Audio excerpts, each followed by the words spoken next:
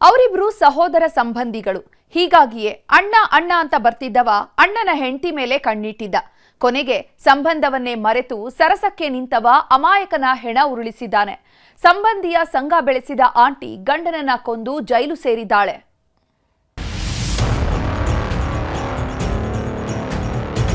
ಕಂಪ್ಲೇಟನ್ನು ಹಾಕಿ ಒಟ್ಟ ಕುಡುಗುಡುವಾಡ್ರಿ ಬಂಗಾರಿ ಎಲ್ಲಿ ತುಂಬ ಕಂಪ್ಲೇಂಟ್ ಕೊಡ್ತೀರಿ ಬರ್ತಾನು ಇದನ್ನೇ ಹೇಳ್ಕೊಡ್ತೀನಿ.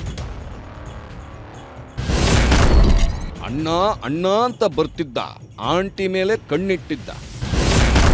ಬುಲ್ಬುಲ್ ಬಂಗಾರಿ ಗಂಡನಿಗೆ ಕಟ್ಟಿದ್ಲು ಗೋರಿ. ಮಳ್ಳಿ ಮಳ್ಳಿ ಮಯೂರಿ ಅಂದ್ರೆ ಅಲ್ಲಲ್ಲ ನಾನು ಬ್ಯಾಂಗಲ್ ಬಂಗಾರಿ ಅನ್ನೋ ಲಲನಾಮಣಿ ಈಕೆ. ಹೆಸರು ಬಂಗಾರಿ ಅಂತ. ಈ ಹೆಸರಿಗೆ ತಕ್ಕಂತೆ ಕಂಡೋರಿಗೆಲ್ಲ ಬಂಗಾರಿಯಾಗೋ ಭಿನ್ನಾಣಗಿತ್ತಿ ಈಕೆ. ಕಟ್ಕೊಂಡವನಿಗೆ ಗೋಲಿ ಹೊಡೆದು ಪಕ್ಕದ ಮನೆಯವನ ಜೊತೆ ಬುಲ್ಬುಲ್ ಬಂಗಾರಿ ಆಟ ಆಡ್ತಿದ್ದಳು. ಯಾವಾಗ ಈ ವಿಷಯ ಗಂಡನಿಗೆ ಗೊತ್ತಾಯ್ತೋ ಬಂಗಾರಿಯೇ ಗೋರಿ ಕಟ್ಟೋ ಸ್ಕೆಚ್ ಹಾಕಿದ್ದಾಳೆ. ಪ್ರಿಯಕರನ ಜೊತೆ ಸೇರ್ಕೊಂಡು ಪಾಪದ ಗಂಡನ ಹೆಣ ಉರುಳಿಸಿದ್ಲು. ಕೊನೆಗೆ 8 ತಿಂಗಳು ಯಾರಿಗೂ ಗೊತ್ತಾಗದಂತೆ ಕಳ್ಳಾಟ ಆಡಿ ಈಗ ಸಿಕ್ಕಿ ಬಿದ್ದಿದ್ದಾಳೆ.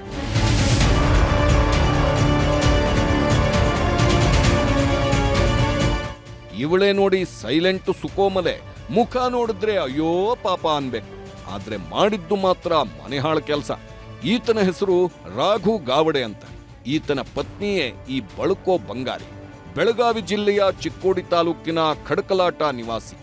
ಇವರ ದೂರದ ಸಂಬಂಧಿಕನೇ ಈ ಮನೆಹಾಳ ರಾಮು. ಆಗಾಗ ಅಣ್ಣ ಅಣ್ಣ ಅಂತ ನೆಪ ಮಾಡಿಕೊಂಡು ಬರ್ತಿದ್ದವ ಅಣ್ಣನ ಹೆಂಡತಿ ಮೇಲೆಯೇ ಕಣ್ಣು ಹಾಕಿದ್ದ.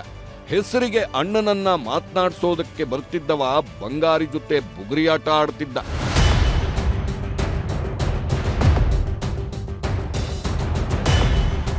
ಯಾವಾಗ ಬಂಗಾರಿಯ ಸಿಂಗಾರಿಯಾಟ ಜೋರಾಯ್ತೋ ಗಂಡನಿಗೆ ಗೊತ್ತಾಗಿದೆ. ಹೀಗಾಗಿ ಮನೆಯಲ್ಲಿ ಗಲಾಟೆ ಮಾಡಿದ್ದ. ಇದು ಈ ಸತೀಶಿರೋಮಣಿಯ ಪಿತ್ತ ನೆತ್ತಿಗೇರಿಸಿದೆ. ನಾವಿಬ್ರು ಚೆನ್ನಾಗಿರ್ಬೇಕು ಅಂದ್ರೆ ಈತನ ಕಥೆ ಮುಗಿಸ್ಬೇಕು ಅನ್ನೋ ನಿರ್ಧಾರಕ್ಕೆ ಬಂದಿದ್ದಾಳೆ. ಅದರಂತೆ 8 ತಿಂಗಳ ಹಿಂದೆ ಅಮಾಯಕ ರಾಘುನ ಹೆಣ ಕೆಡವಿದವರು ತಮ್ಮ ಜಮೀನಿನಲ್ಲೇ ಹೂತು ಹಾಕಿದ್ರು. ಯಾವಾಗ ಗಂಡನ ಕಥೆ ಗುಂಡಿಯಲ್ಲಿ ಅಂತ್ಯವಾಯಿತೋ ಇವರಿಬ್ಬರ ಚಿನ್ನಾಟ ಮತ್ತಷ್ಟು ಜಾಸ್ತಿ ಆಗಿತ್ತು.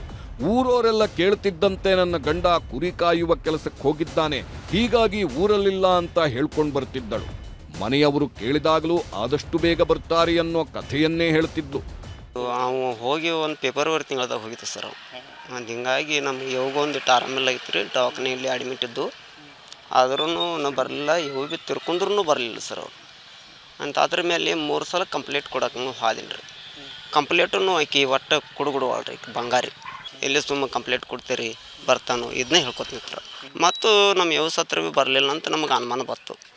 ಅಂತ ಹಿಂಗಾಗಿ ನಾವು ಹಿರಿಯರನ್ನೆಲ್ಲ ಕೂಡಿಸಿ ಅಂತ ಕೇಳಿದ್ವಿ ರೀ. ಕೇಳಿದ ಮ್ಯಾಗನ ಕತ್ತಳು ನಮ್ಮ ತಪ್ಪಾಗಿತ್ತು ರೀ. ಮತ್ತು ಕಂಪ್ಲೇಂಟ್ ಏನು ಮಾಡಬೇಡ್ರಿ ಅಂತಂದರು. ನಾವು ಸುಮ್ಮನೆ ಗಪ್ಪಲ್ಲ ಕಂಪ್ಲೇಂಟ್ ಕೊಟ್ಬಿಟ್ಟು. 3 ತಿಂಗಳ ಹಿಂದೆ ರಾಘುವಿನ ತಾಯಿ ತೀರ್ಕೊಂಡಿದ್ಲು. ಆಗಲಾದ್ರೂ ಈತ ಬರ್ತಾನೆ ಅಂತ ಎಲ್ಲರೂ ಕಾದು ಕೂತಿದ್ರು. ಆದ್ರೆ ಆಗಲೂ ರಾಘುವಿನ ಸುಳಿವು ಇರಲಿಲ್ಲ. ಈ ಕಡೆ ಪತ್ನಿಯೂ ಗಂಡನ ಬಗ್ಗೆ ಬಾಯ್ ಬಿಡ್ತಿರಲಿಲ್ಲ. ಅಷ್ಟೇ ಯಾಕೆ ಪೊಲೀಸ್ ಠಾಣೆಯಲ್ಲಿ ದೂರು ಸಹ ದಾಖಲಿಸಿರಲಿಲ್ಲ. ಇದು ಕುಟುಂಬಸ್ಥರಿಗೆ ಮತ್ತಷ್ಟು ಅನುಮಾನ ಹುಟ್ಟಿಸಿದೆ. ಹೀಗಾಗಿ ಮನೆಯವರೇ ಊರಲ್ಲಿ ಪಂಚಾಯಿತಿ ಸೇರಿಸಿದ್ರು. ಈ ವೇಳೆ ಹಿರಿಯರೆಲ್ಲ ಸೇರ್ಕೊಂಡು ಕೊಲೆಗಾತಿ ಬಂಗಾರಿ ಮೂಲಕ ದೂರು ಕೊಡಿಸಿದ್ರು. ಯಾವಾಗ ಪೊಲೀಸರು ಎಂಟ್ರಿ ಆದ್ರೂ ಅಸಲಿ ಕಹಾನಿ ಬಿಚ್ಚಿಕೊಂಡಿದೆ. ಬಂಗಾರಿಯನ್ನ ಎತ್ತಾಕೊಂಡು ಹೋಗಿ ಬಿಸಿ ಮುಟ್ಟಿಸ್ತಿದ್ದಂತೆ ಅಸಲಿ ಸತ್ಯ ಕಕ್ಕಿದ್ದಾಳೆ. ಮೃತಪಟ್ಟಿರೋರು ಇಷ್ಟು ದಿವಸ ಆಯಿತು ಕುರಿ ಮೇಯಿಸಕ್ಕೆ ಹೋಗಿದ್ದಾರೆ ಅಂತ ಹೇಳ್ತಾ ಇದ್ದಾರೆ. ಈಗ ಮಳೆಗಾಲ ಬಂದಾದ್ಮೇಲೆ ಕುರಿ ಮೇಯಿಸೋರು ಎಲ್ಲರೂ ಬಂದಿದ್ದಾರೆ, ಕುರಿಗಳೆಲ್ಲ ಬಂದಿದೆ. ತಮ್ಮನ ಯಾಕೆ ಬಂದಿಲ್ಲ, ಬನ್ನಿ ಸ್ಟೇಷನ್ಗೆ ಹೋಗಿ ಕಂಪ್ಲೇಂಟ್ ಕೊಡೋಣ ಅಂದರೆ ಇರುವಾಗ ಇಲ್ಲ ನಾವು ತಪ್ಪು ಮಾಡಿದ್ವಿ ಅಂದರೆ ಹೇಳಿರೋದಾಗಿ ತಿಳಿಸ್ತಾ ಇದ್ದಾರೆ. ಅದಾದಮೇಲೆ ಇವರೇ ಕೊಲೆ ಮಾಡಿದ್ದಾರೆ ಅಂದರೆ ಇಲ್ಲಿ ಬಂದು ಕಂಪ್ಲೇಂಟ್ ಕೊಟ್ಟಿದ್ದಾರೆ.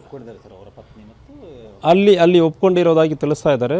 ಉಳಿದ ಎವಿಡೆನ್ಸ್ ಎಲ್ಲ ಕಲೆಕ್ಟ್ ಮಾಡಬೇಕು ನಾವು. ಮೇಲ್ನೋಟಕ್ಕೆ ಇವರು ಕಂಪ್ಲೇಂಟಲ್ಲಿ ಕೊಟ್ಟಿರೋದು 2 ಜನ ಮೇಲೆ ಕಂಪ್ಲೇಂಟ್ ಕೊಟ್ಟಿದ್ದಾರೆ.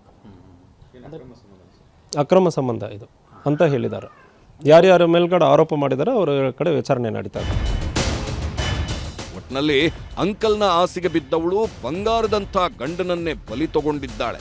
ಕಾಮದ ಮೋಹ ಅನ್ನೋದು ಓರ್ವನ ಜೀವ ತೆಗೆದ್ರೆ ಮತ್ತಿಬ್ಬರನ್ನ ಜೈಲು ಸೇರುವಂತೆ ಮಾಡಿದೆ. ಲೋಹಿತ್ ಶಿರೋಳ, ನ್ಯೂಸ್ 18, ಚಿಕ್ಕೋಡಿ.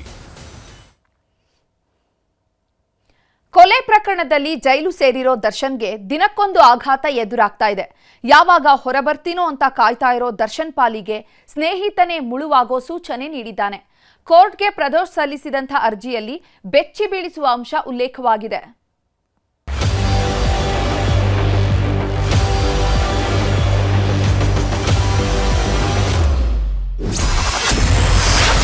ನಟ ದರ್ಶನ್ಗೆ ಶುರುವಾಯಿತು ಮಾಫಿ ಕಂಟಕ. ಗನ್ನಿಂದ ಶೂಟ್ ಮಾಡ್ಕೊಳ್ತೀನಿ ಅಂದಿದ್ರಂತೆ ದರ್ಶನ್. ಅದೇನೋ ಹೇಳ್ತಾರಲ್ಲ, ಪಾಪಿ ಸಮುದ್ರಕ್ಕೆ ಹೋದ್ರೂ ಮೊಣಕಾಲುದ್ದ ನೀರು ಅಂತ. ಹಾಗಾಗಿದೆ ನಟ ದರ್ಶನ್ ಪರಿಸ್ಥಿತಿ. ಕೊಲೆ ಕೇಸಲ್ಲಿ ತಗ್ಲಾಕೊಂಡಿರೋ ದರ್ಶನ್ ಹೊರಬರೋದಕ್ಕೆ ಏನೇ ಸರ್ಕಸ್ ಮಾಡಿದ್ರೂ ಆಗ್ತಿಲ್ಲ.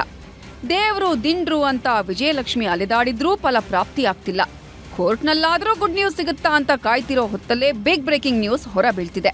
ದರ್ಶನ್ ಜೊತೆಗಿದ್ದ ಆರೋಪಿಯೇ ಈಗ ಮಾಫಿ ಸಾಕ್ಷಿಯಾಗಿ ಅಸಲಿ ಸತ್ಯ ಕಕ್ಕೋದಿಕ್ಕೆ ರೆಡಿಯಾಗಿ ನಿಂತಿದ್ದಾನೆ. ಅದರಲ್ಲೂ ಕೋರ್ಟ್ಗೆ ಸಲ್ಲಿಸಿರೋ ಅರ್ಜಿಯಲ್ಲಿ ಪಟ್ಟಣಗೆರೆ ಪರಾಕ್ರಮವನ್ನ ಎಳೆಯಾಗಿ ಬಿಚ್ಚಿಟ್ಟಿದ್ದಾನೆ. ಅವತ್ತಿನ ದಿನ ದರ್ಶನ್ ಏನೆಲ್ಲ ಮಾಡಿದ್ರು ಅನ್ನೋದನ್ನ ಇಂಚಿಂಚು ಬಿಚ್ಚಿಟ್ಟಿದ್ದಾರೆ.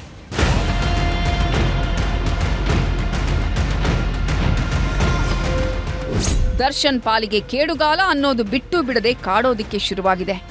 ಇಷ್ಟು ದಿನ ದೋಸ್ತಿ ಅನ್ನುವಂತಿದ್ದವರೇ ಈಗ ದುಶ್ಮನಾಗಿ ಕಾಡೋದಿಕ್ಕೆ ರೆಡಿಯಾಗಿದ್ದಾರೆ. ರೇಣುಕಾಸ್ವಾಮಿಯ ಕೊಲೆ ನಡೆದ ದಿನ ಘಟನಾ ಸ್ಥಳದಲ್ಲಿದ್ದ ಪ್ರದೋಷ್ ಮಾಫಿ ಸಾಕ್ಷಿಯಾಗ್ತಿದ್ದು ಅಸಲಿ ಸತ್ಯ ಬಿಚ್ಚಿಡಲು ಮುಂದಾಗಿದ್ದಾರೆ. ಅಲ್ಲದೆ ತಾನು ಕೋರ್ಟ್ಗೆ ಸಲ್ಲಿಸಿರೋ ಅರ್ಜಿಯಲ್ಲಿ ಅಚ್ಚರಿಯ ವಿಷಯ ಉಲ್ಲೇಖಿಸಿದ್ದಾರೆ. ನನಗೆ ಸಹಕರಿಸುವಂತೆ ನಟ ದರ್ಶನ್ ಮನವಿ ಮಾಡಿದ್ರು. ಸಹಕರಿಸದಿದ್ದರೆ ಗನ್ನಿಂದ ಶೂಟ್ ಮಾಡಿಕೊಳ್ತೀನಿ ಎಂದಿದ್ರು. ಇದೇ ಕಾರಣಕ್ಕೆ ನಾನು ನಟ ದರ್ಶನ್ಗೆ ಸಹಕರಿಸಿದ್ದೆ. ರೇಣುಕಾ ಸ್ವಾಮಿ ಮೇಲೆ ಹಲ್ಲೆ ಮಾಡುವಾಗ ನಾನೂ ಅಲ್ಲೇ ಇದ್ದೆ. ಸ್ವಾಮಿ ಮೇಲಿನ ಹಲ್ಲೆಯನ್ನು ತಡೆಯಲು ತುಂಬಾ ಪ್ರಯತ್ನ ಪಟ್ಟಿದ್ದೆ. ದರ್ಶನ್ ಬೆದರಿಕೆ ಹಾಕಿದ್ದರಿಂದ ನಾನು ಅಸಹಾಯಕನಾಗಿದ್ದೆ. ಪವಿತ್ರಾಗೆ ರೇಣುಕಾ ಸ್ವಾಮಿ ಅಶ್ಲೀಲ ಸಂದೇಶ, ಫೋಟೋ ಕಳುಹಿಸಿದ್ದ. ಈ ವಿಷಯ ತಿಳಿದು ದರ್ಶನ್ ತುಂಬಾ ಕೋಪಗೊಂಡಿದ್ರು. ಪಟ್ಟಣಗೆರೆ ಶೆಡ್ನಲ್ಲಿ ಸ್ವಾಮಿಗೆ ಬೈದು ಕೈಯಿಂದ ಹೊಡೆದಿದ್ರು. ಪವಿತ್ರ ಗೌಡ ಕೈಲಿ ಚಪ್ಪಲಿಯಿಂದ ಹೊಡೆಸಿದ್ದೇ ದರ್ಶನ್. ನಂದೀಶ್, ಪವನ್, ನಾಗರಾಜ್ ಮೂವರೂ ಹಲ್ಲೆ ಮಾಡಿದ್ರು. ನೈಲಾನ್ ಹಗ್ಗ ಹಾಗೂ ಮರದ ಕಟ್ಟಿಗೆಗಳಿಂದ ಹಲ್ಲೆ ಮಾಡಿದ್ರು. ದರ್ಶನ್ ಕೂಡ ನೈಲಾನ್ ಹಗ್ಗದಿಂದ 3-4 ಬಾರಿ ಹೊಡೆದಿದ್ದರು. ದರ್ಶನ್ ಕುತ್ತಿಗೆ ಮತ್ತು ಎದೆಗೆ ಕಾಲಿನಿಂದ ಒದ್ದಾಗ ನಾನು ತಡೆದಿದ್ದೆ. ಹೊಡಿಬೇಡಿ ಎಂದು ದರ್ಶನ್ ಅವರನ್ನ ಪಕ್ಕಕ್ಕೆ ಕರೆದೊಯ್ದಿದ್ದೆ. ಸ್ವಲ್ಪ ಟೈಮ್ ಬಳಿಕ ಸ್ವಾಮಿಯ ಸಾವಿನ ಸುದ್ದಿ ಕೇಳಿ ದರ್ಶನ್ ಶಾಕ್ ಆಗಿದ್ರು. ನಾಗರಾಜ್ಗೆ 5 ಲಕ್ಷ, ವಿನಯ್ಗೆ 10 ಲಕ್ಷ ಕೊಟ್ಟು ಸಾಕ್ಷಿನಾಶಕ್ಕೆ ಪ್ರಯತ್ನ ಪಟ್ಟಿದ್ದರು.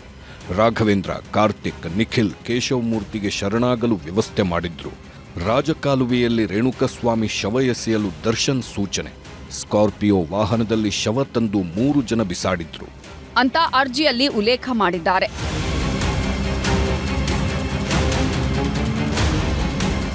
ಪಟ್ಟಣಗೆರೆ ಶೆಡ್ನಲ್ಲಿ ನಡೆದ ಎಲ್ಲಾ ಘಟನೆ ಬಗ್ಗೆ ತನಗೆ ಸಂಪೂರ್ಣ ಮಾಹಿತಿ ಇದೆ. ನನಗೀಗ ನಾನು ಮಾಡಿದ ತಪ್ಪಿಗೆ ಪಶ್ಚಾತ್ತಾಪ ಪಡುತ್ತಿದ್ದೇನೆ. ಪ್ರಾಸಿಕ್ಯೂಷನ್ಗೆ ತಾನು ನೀಡುವ ಹೇಳಿಕೆ ಪ್ರಮುಖ ಆಧಾರವಾಗಲಿದ್ದು, ನ್ಯಾಯಾಲಯವು ನನಗೆ ಮಾಫಿ ಸಾಕ್ಷಿಯಾಗಿ ಪರಿಗಣಿಸಿ ಕ್ಷಮಾಪಣೆ ನೀಡಬೇಕೆಂದು ಮನವಿ ಮಾಡಿದ್ದಾನೆ. ಹೀಗಾಗಿಯೇ ಪ್ರದೋಷ್ ಈ ಮಾಫಿ ಸಾಕ್ಷಿ ದರ್ಶನ್ಗೆ ಉರುಳಾಗಿ ಕಾಡುವ ಮುನ್ಸೂಚನೆ ಕೊಟ್ಟಿದೆ. ಒಟ್ನಲ್ಲಿ ದರ್ಶನ್ ಪಾಲಿಗೆ ದಿನದಿಂದ ದಿನಕ್ಕೆ ಕಾನೂನು ಕುಣಿಕೆ ಬಿಗಿಯಾಗ್ತಿದ್ದು, ಜೊತೆಗಿದ್ದವರೇ ದುಶ್ಮನ್ಗಳಾಗ್ತಿದ್ದಾರೆ. Gangadhar Vagata, crime bureau, news 18. Bidadi township ವಿರುದ್ಧ ಸಮರ ಸಾರಿರೋ ದೋಸ್ತಿ ನಾಯಕರು ಭರ್ಜರಿ ಪಾದಯಾತ್ರೆ ಶುರು ಮಾಡಿದ್ದಾರೆ. ಬೈರಮಂಗಲದಿಂದ ಬೆಂಗಳೂರು ಚಲೋ ಹೊರಟಿದ್ದು ಹೆಜ್ಜೆ ಹೆಜ್ಜೆಗೂ ಸರ್ಕಾರದ ವಿರುದ್ಧ ಘೋಷಣೆ ಮೊಳಗಿಸುತ್ತಿದ್ದಾರೆ.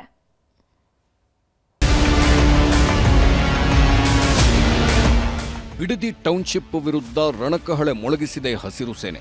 ಬೈರಮಂಗಲ ಸುತ್ತಮುತ್ತಲಿನ ಗ್ರಾಮಗಳ ರೈತರು ಒಮ್ಮೆಲೇ ನುಗ್ಗಿ ಬಂದಿದ್ದರು. ಸರ್ಕಾರದ ವಿರುದ್ಧದ ಹೋರಾಟಕ್ಕೆ ಜೆಡಿಎಸ್ ಮುಂದಾಗಿದ್ದಾಗ ಮಕ್ಕಳು, ಮಹಿಳೆಯರು, ವೃದ್ಧರು, ಜೆನ್ಸಿಗಳು ಈ ಹೋರಾಟದಲ್ಲಿ ಪಾಲ್ಗೊಂಡಿದ್ದರು. ಜೆಡಿಎಸ್ ಯುವ ನಾಯಕ ನಿಖಿಲ್ ಕುಮಾರಸ್ವಾಮಿ ನೇತೃತ್ವದಲ್ಲಿ ಪಾದಯಾತ್ರೆ ನಡೆಯುತ್ತಿದೆ. ಬೈರಮಂಗಲದಿಂದ ಬೆಂಗಳೂರು ಚಲೋ ಮಾಡಲಾಗ್ತಿದೆ. ನಮ್ಮ ಭೂಮಿ ನಮ್ಮ ಹಕ್ಕು ಹೆಸರಿನಲ್ಲಿ ಯಾತ್ರೆ ನಡೆಯುತ್ತಿದೆ. ಜೆಡಿಎಸ್ ಯುವ ನಾಯಕ ನಿಖಿಲ್ ಕುಮಾರಸ್ವಾಮಿ, ಜೆಡಿಎಸ್ ವರಿಷ್ಠ ಕುಮಾರಸ್ವಾಮಿ ಚಾಲನೆ ನೀಡಿದ್ರು. ಪಾದಯಾತ್ರೆಗೆ ಬಿಜೆಪಿ ನಾಯಕರು ಬೆಂಬಲ ನೀಡಿದ್ದಾರೆ.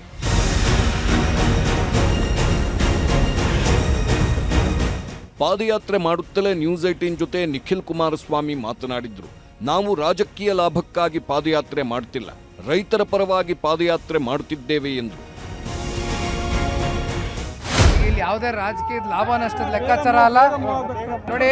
ನಾವು ಒಂದು ಪ್ರಾದೇಶಿಕ ಪಕ್ಷ, ರೈತರ ಪರವಾದಂಥ ಪಕ್ಷ. ರೈತರ ನಿರಂತರವಾದಂಥ ಕಮಿಟ್ಮೆಂಟಲ್ಲಿ ಪಕ್ಷ ಕಟ್ಟಿದ್ದೀವಿ, ಈಗಲೂ ಕೂಡ ಕಟ್ತೇವೆ, ಮುಂದೆಯೂ ಕೂಡ ರೈತರ ಪರವಾಗಿ ನಿಲ್ತೇವೆ. ಪಾದಯಾತ್ರೆಯಲ್ಲಿ ಪಾಲ್ಗೊಂಡಿದ್ದ ಕೇಂದ್ರ ಕೈಗಾರಿಕಾ ಸಚಿವ ಎಚ್.ಡಿ. ಕುಮಾರಸ್ವಾಮಿ ರಾಜ್ಯ ಸರ್ಕಾರದ ಅಧ್ಯಯನ ವರದಿ ಫ್ರಂಟ್ ಪೇಜ್ ಜಾಹೀರಾತುಗಳನ್ನು ಟೀಕಿಸಿದ್ರು. ರೈತರು ಭೂಮಿ ಬಿಟ್ಟು ಕೊಡಲ್ಲ ಅಂತ ಹೇಳಿದ್ರೂ ಕೂಡ ಸರ್ಕಾರ ಮೊಂಡುವಾದ ಮಾಡ್ತಿದೆ, ನಾವು ರೈತರ ಪರವಾಗಿ ಹೋರಾಟ ಮಾಡುತ್ತಿದ್ದೇವೆ ಅಂತಂದ್ರು. ರಾಜ್ಯ ಸರ್ಕಾರದ ರೈತ ವಿರೋಧಿ ನೀತಿ ಎಂದು ಖಂಡಿಸಿದ ಕುಮಾರಸ್ವಾಮಿ ವಿಧಾನಸಭೆ ಕಲಾಪದಲ್ಲಿ ಎಲ್ಲದರ ಉಲ್ಲೇಖ ಮಾಡುವುದಾಗಿ ಹೇಳಿದ್ರು.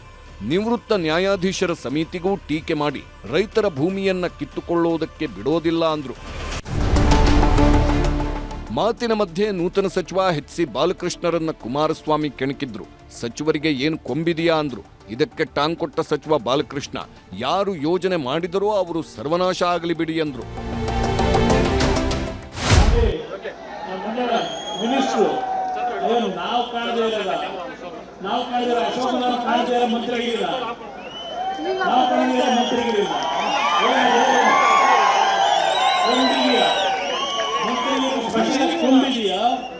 ಯೋಚನೆ ಮಾಡಿದ್ರೆ ಕುಮಾರಸ್ವಾಮಿ ಸರ್ವನಾಶ ಆದ್ರೆ ಕುಮಾರಸ್ವಾಮಿ ಸರ್ವನಾಶ ಆಗಬೇಕು, ನಾವ್ಯಾರು ಸರ್ವನಾಶ ಆಗಲ್ಲ.